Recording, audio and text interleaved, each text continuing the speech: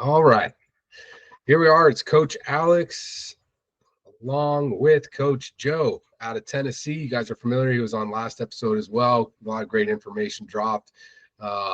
We're here with our next episode, our podcast, Coach's Corner. Today, we're going to be talking about periodization. It's one of the most fundamental yet misunderstood aspects of programming. A structured approach to training can maximize strength gains, prevent plateaus, and reduce injury risk. In this episode, we're going to explore the science behind periodization and why it works, different types of periodization models and when to use them, and how to apply periodization in strength, endurance, and hybrid training, and common mistakes coaches and athletes make. So, Coach Joe, how you feeling today? Welcome. Feeling pretty good. Thanks for having me on. Thanks, man. Thanks for being here. So we're going to dive into it. So if you've ever wondered why some athletes progress consistently while others hit frustrating plateaus, today's topic is for you, right? So we're diving into this periodization and programming, a method that separates average training from elite level performance, right? Periodization is essentially a structured plan for training adaptation. Instead of just throwing workouts together randomly, which most people are doing, periodization organizes training into phases to maximize progress and recovery. Yeah, 100%, man. I always say you could tell people who are just exercising, people who are training, in the gym. So like you go to the gym, you're like, hey man, there's nothing wrong with people who just exercise, right? Getting out there and getting some movement, like it's better than the latter, right? Not exercising. But people who are training, dude, like there's a purpose, right? And you could see the progress they're making. People can go in and exercise for years and still be unhealthy. But if you're on a fucking training regimen, I guarantee you're going to be like seeing progress, right? Oh. So what this is about. Cool. But here's the problem, though. A lot of the coaches and athletes, they just don't understand how to apply it correctly. I've personally seen a lot of inexperienced coaches just completely butcher it. And you take someone that's, I'm not necessarily like I'm more experienced, but seeing someone come up to me or someone more experienced myself, I'm like, hey, like, what's going on? I noticed this isn't working out. So that's pretty much what's happening. But some programs push high intensity all the time, which is what you typically see, especially with your high schoolers and things like that. Others don't progress at all, and some completely ignore recovery. Actually, I made a video today on my Facebook and Instagram about today was my rest day and how I just love my rest day. And that's the only time you're going to see your gains or make your gains is from the rest time frame. You're not going to make those gains in the gym. It happens outside of the gym, but you need the gym in order to get to that point. But today we're just going to break down exactly how to structure training for that long-term success. Yeah, dude, dropping bombs of wisdom right there, right? You tear it in the gym, you break it down in the gym, and then outside the gym is where it recovers, repairs, and grows. So 100%. Yeah, guys, we'll talk about that at the end. Check out, Coach Joe. He's always dropping good stuff on social media as well. So definitely check him out, follow him. Guy's a beast, dude. He knows what he's doing. He's prepping for a couple bodybuilding shows right now too, but obviously has more knowledge than just beyond bodybuilding, right? So appreciate you being here, man. So let's talk about that science behind periodization, right? So let's start with the science behind it. Like, why does structuring training in phases work so well? It all comes down to progressive overload. We've talked about that in a previous episode. It's huge, right? But progressive overload and recovery, as Coach Joe just said, recovery, right? When you apply consistent stress to the body, it adapts. But if the stress is too much for too long, you start to burn out, which happens just about everyone I've ever known that works out. That it's made it a part of the routine when they first start out. 9 times out of 10, you're going to burn out. But if it's too little, you just don't improve. You're not making those gains that you're wanting to make. That's where periodization comes in. It strategically adjusts stress levels to optimize growth and recovery. Right. Cortisol is a real thing, man. It inhibits growth, right? The stress is no joke. There's a lot of things like you can literally die from stress. You know what I mean? Like people don't realize that. It will fucking tear your body up.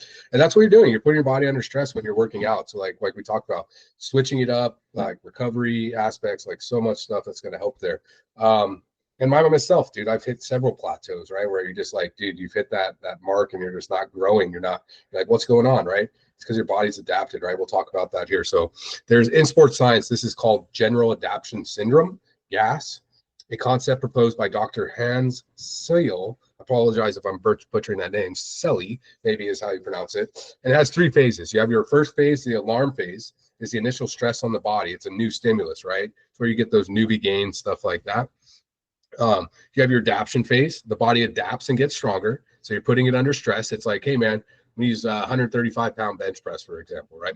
You're in there, you're doing the initial one. You haven't benched in forever. You're going, you're hitting the 2 plates, right? The 1 plate on either side, rather. That's a new stimulus. Your body's like, whoa, what the heck's going on? Like, we haven't done this in a long time. Like, okay, that's an alarm phase. Then you start to adapt to that. Your body recognizes, okay, we need to adapt. We need to grow. We need to be able to handle this weight. So that's your adaptation phase. Your exhaustion phase is when you start doing that. If you do that every single day, 100 times a day, okay, if stress is too high for too long, performance declines. All of a sudden, you're going to feel weaker. You're going to go in there and be like, dude, this weight feels super heavy. I used to be able to do this for 20 reps. Today, I feel like I can only do it for 5, right? And that's when your body gets to that exhaustion phase, right? So in a well-structured training plan, you're going to stay in the adaptation phase as long as you possibly can without ever getting into the exhaustion phase. Sometimes that's a tricky line, and ego gets the better of most of us when we're in the gym sometimes. So it's just knowing yourself, knowing your body, and also just having faith in that training plan that either you or your coach came up with. So, but that's why properly planned periodization leads to consistent long-term gains. Yeah, 100%, man. Avoiding the exhaustion is key, right? But we all get there. We all do, for sure, when we hit it hard. There are 3 main types of periodization. We'll talk a little bit about that. We're going to dive into more types, right? We'll talk into 3 main, but we'll dive into more later on in the episode. But yeah, so let's talk about the 3 main types, Coach Joe. All right, so the first and most traditional model is linear periodization. This is where intensity gradually increases while volume decreases over time. You start with high reps, lower weight, and then you gradually move to lower reps with heavier weights. Yeah, I think most of us are familiar with that, right? That's where we all kind of start is like, okay, man, we're going to do, 10 reps with 135 pounds, right? And then we gradually going to move towards like, okay, now we're going to do 6 to 8 reps or 4 to 6 reps, and we're going to increase that to 185, 225, however much we're like, pushing ourselves or wherever we're at with that, right? That's where we can do a whole nother episode on RPE and shit like that. But like, that's mostly what people do, right? It's like we start off higher reps, lower weights. We can even do that in a single set, right? Pyramid set, right? I do that a lot. I love training like that.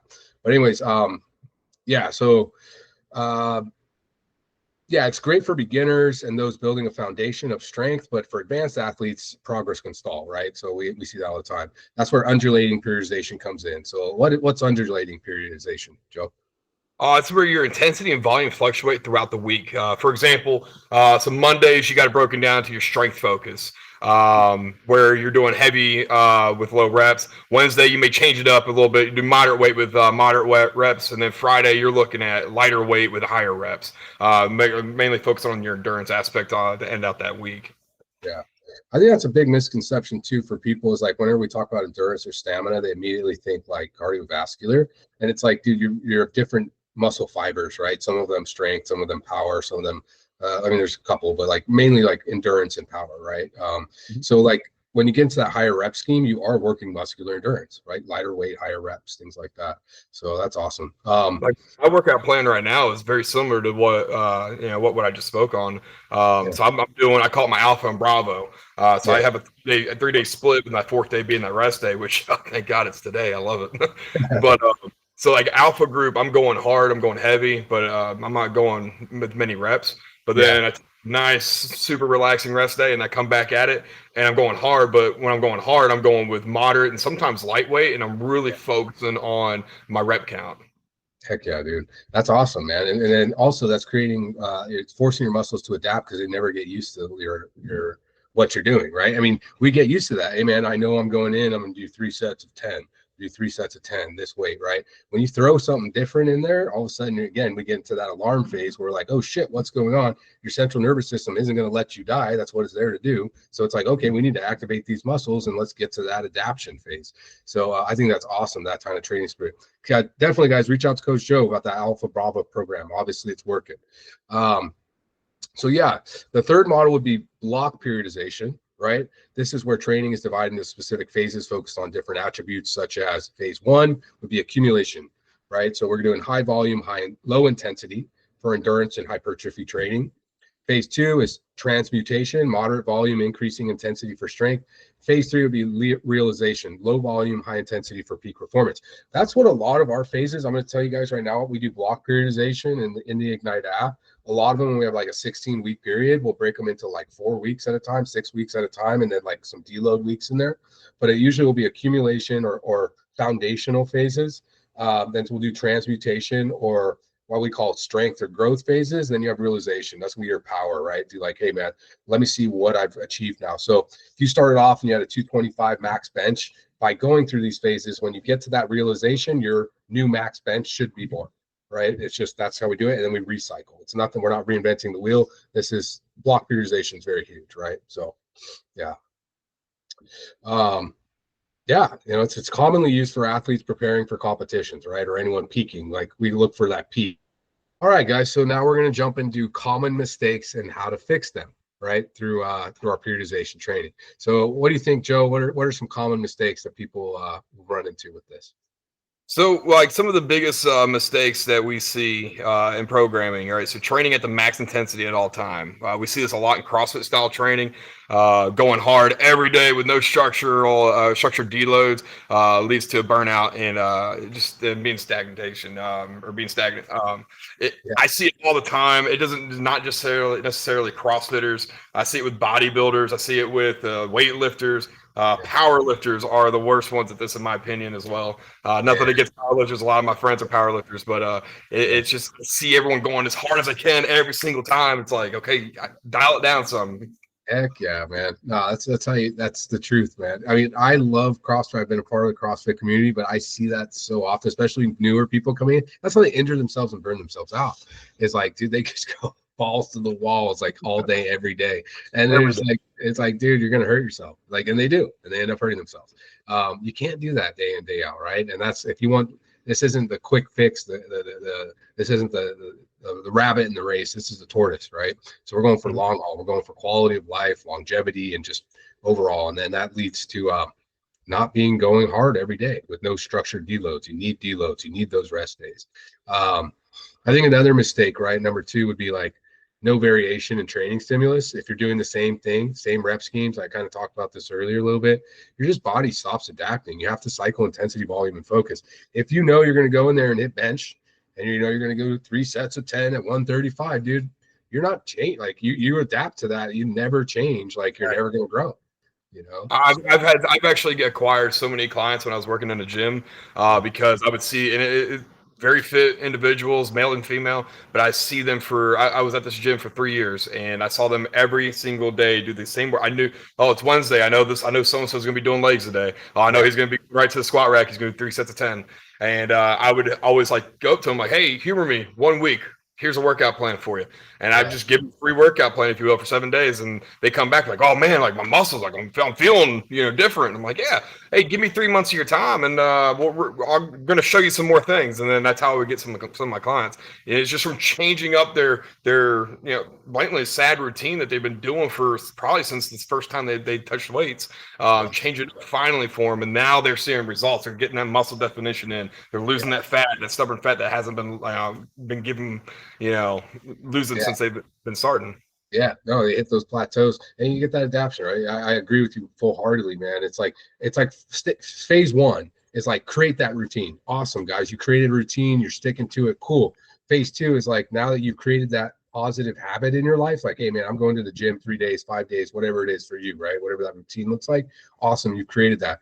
Phase 2 now, it's like your body's going to get used to that. If you want to keep growing and adapting, you need to, stay the same routine. Go to the gym every day at 6 a.m., but fucking change up your training, please, for all of us. Good stuff, man. Cool. What would make mistake number 3 be? What do you think? Mistake 3 definitely is skipping recovery weeks. If you're not planning on deloads every 4 to 6 weeks, you're leaving gains out on the table. You'd grow during your recovery, not just during your training. Actually, that's part of my video I made earlier today about my own personal workouts, and today being my rest day.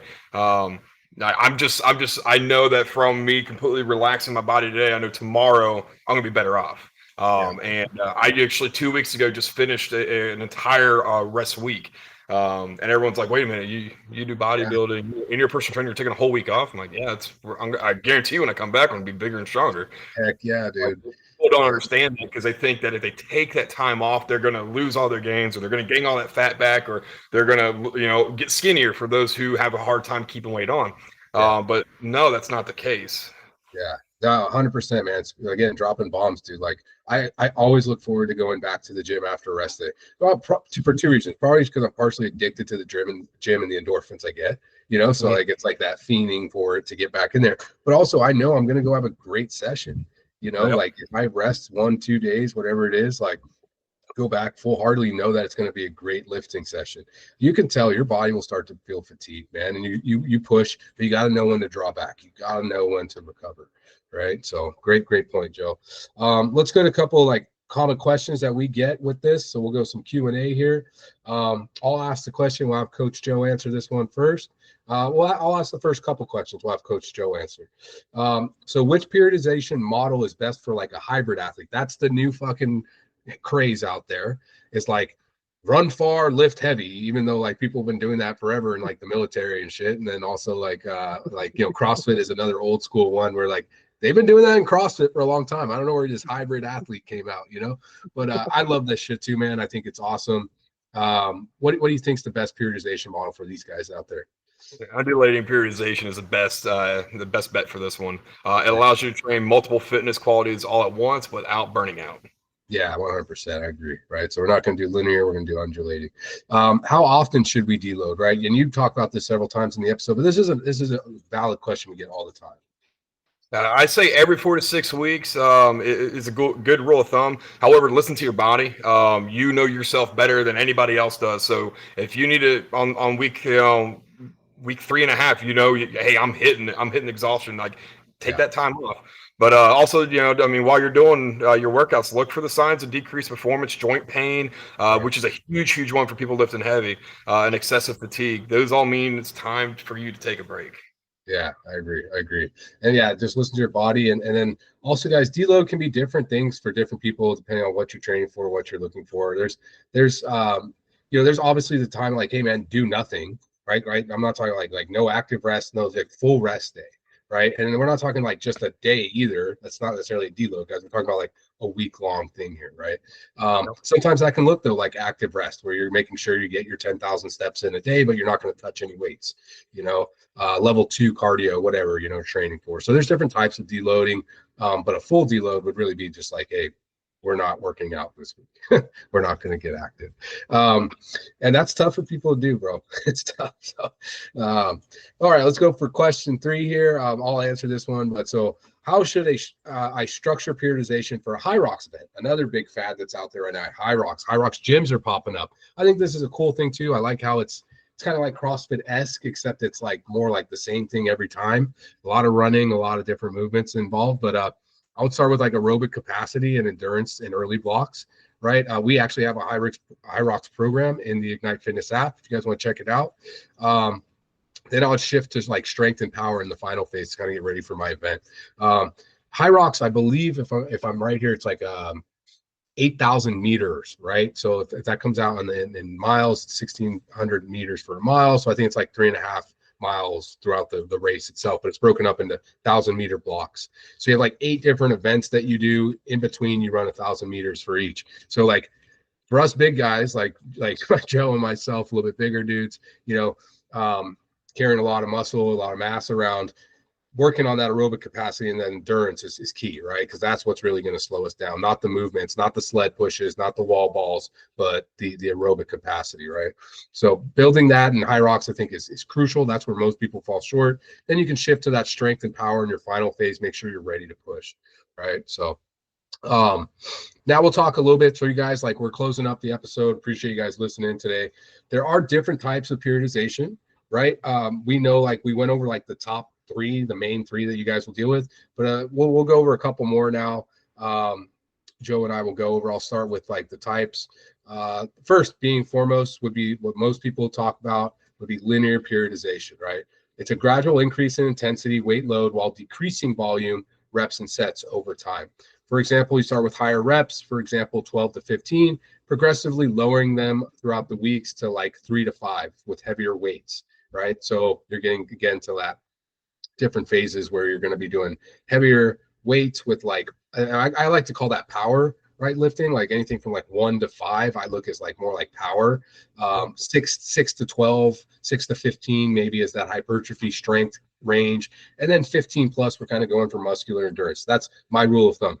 There have been scientific studies that show you can still achieve hypertrophy up to 50 fucking reps, which is crazy. But let's not dive into that, right? Let's stick to like the basics. So this is best for beginners and general strength development, right? Follow this linear periodization. We're not here to reinvent the wheel. Don't think like, I got to do something different. Dude, people have been doing this for the millennia, right? Back to the Roman freaking gladiator days and, wrestlers and shit, right? Olympics. Linear periodization, dude, is where it's at. I love that shit. What do we got? What's the second one for us, Joe?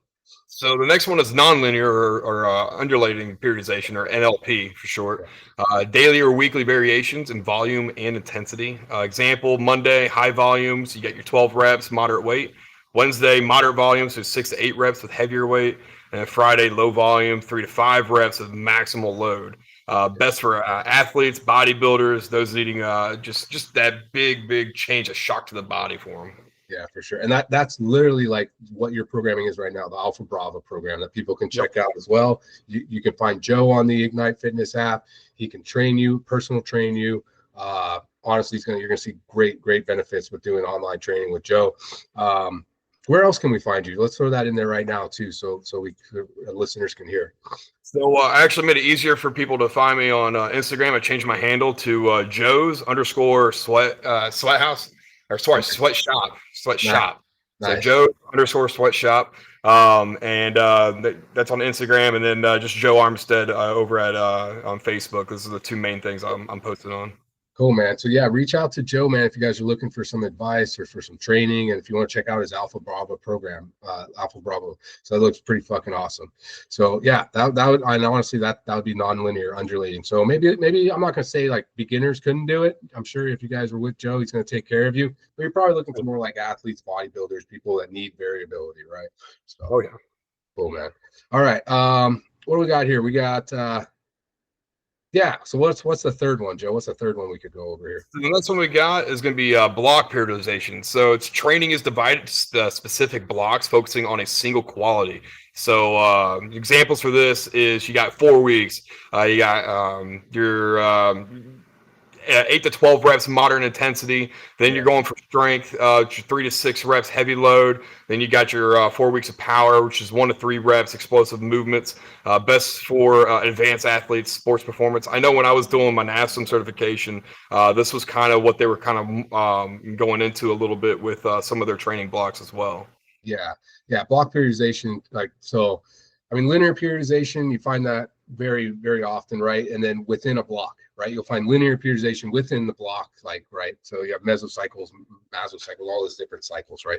Block periodization is huge, right? This is a very standard one too, right? 4 weeks of like hypertrophy, building that foundation. Then you work on 4 weeks of like strength. Again, kind of like, I'd say like, and for us personally, I'd like to say 8 to 15 reps. And then I like to say like 4 to 8, 4 to 7 is more strength. And then kind of 1 to 4 is like, I don't go over 15 when I'm working with hypertrophy. Yeah. So if I go more than 15, I'm just solely going for endurance on that time. Yeah, I agree with you, man. Just from our now we're not scientists, but just from our personal experience, we've been in the gym quite a bit, and that's just personal experience speaking there. All right, so let's talk about a couple of ones that like we're not too familiar with. We know those top 3. Let's talk about this fourth one. Conjugate west side periodization. This incorporates multiple training qualities, strength, power, hypertrophy within the same training week. For example, like day 1 is going to be max effort, heavy lifts, right? So you're going for like your PRs, right? Max effort, heavy lifts, deadlift, others, compound lifts, heavy.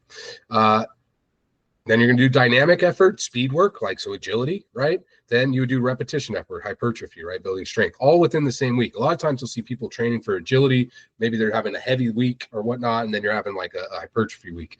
This is all in the same week. This is best for power lifters, athletes who need maximal strength and explosiveness. Talking about rugby, hockey, football, anybody can really utilize this. Always changing up your programming is awesome, right? So that one's a lesser known one that's out there. It's very similar to what Joe does for his Alpha Bravo program, but slightly different, right? So what's the last one here we got on our list for periodization, Joe? So we got reverse periodization. So it's the opposite of linear. So you're starting with your high intensity and low volume, and then you're increasing your volume while reducing your intensity. Best for endurance athletes, rehab training. You're training multiple fitness attributes like strength, endurance. You're doing everything all at once. Nice, man. Cool. All right, man. Well, I appreciate that. Yeah, so like let's wrap this thing up. Like periodization is the key to long-term success, guys. The biggest takeaways we can take from today is plan your training in cycles to avoid stagnation. Match your program to your goals, strength, endurance, hybrid, whatever it might be. And then like Coach Joe said, like I said, prioritize recovery and variation. Recovery. Prioritize that shit. All right. So thanks, guys. Appreciate it. What should we challenge everybody with this month or this until our next program? And I say just you've been doing the same exercise for longer than I would say 90 days. Change it up. Yeah, structure it differently. Let's make it different. Cool, man. Well, thank you guys, man. We have some resources. We'll list in you guys can find us obviously in Spotify. You can find us on the Ignite Fitness app. You can find us in school. My handle is _Alex_Gage on Ignite Fitness. You can find me, on Instagram. You guys can find me on there. You can also find Ignite Fitness _training. You can also find Coach Joe. That would be Joe _sweatshop, right? Yep. Ignite on I want to say Ignite Fitness on Instagram. So yeah, I appreciate you guys listening in today. Any questions, concern, please feel free to reach out to us by one of those means. All right. Thanks, guys. Appreciate it.